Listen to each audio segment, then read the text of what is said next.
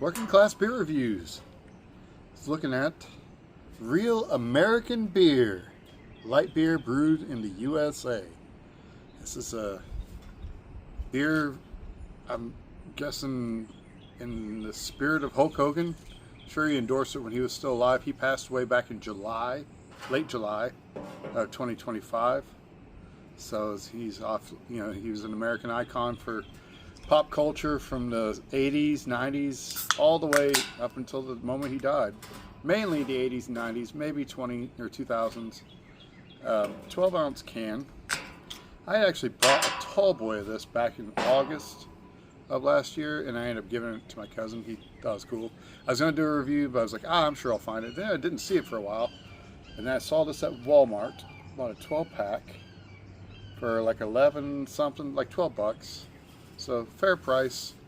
Do not know much about this beer. It is 4.2% alcohol. It's a light beer, brewed and bottled by the Real Americas, La Crosse, Wisconsin, and under special agreement, Chicago, Illinois. 110 calories, 4 grams of carbs. So fairly low carbs. The calories are not quite as low as Michelob Ultra or Bud Light or anything like that. A little higher, but 4 grams of carbs is fairly low. Budweiser comes at like 10, if you're counting calories. Get you one more good look at the logo there. See him holding the American flag. He's got his bandana on, flexing all his big muscles. Yeah, big wrestling icon. Started in the late 70s.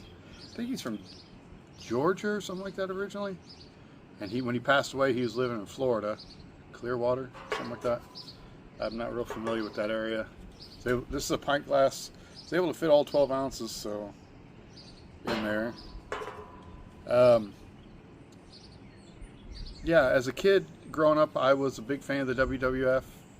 I remember watching him on television in the early days. Yeah, he was a big deal. He really was. It's kind of weird that he's gone, but that was so long ago. Obviously he hasn't been wrestling in a long time. Always been involved in wrestling. I remember when he lost his championship belt to the Ultimate Warrior in WrestleMania 6. I want to say that was like 90, 91, something like that. That was a big deal, but they were giving Ultimate Warrior a big push. He was kind of the popular thing at the time, and Hulk Hogan was going on to do Hollywood.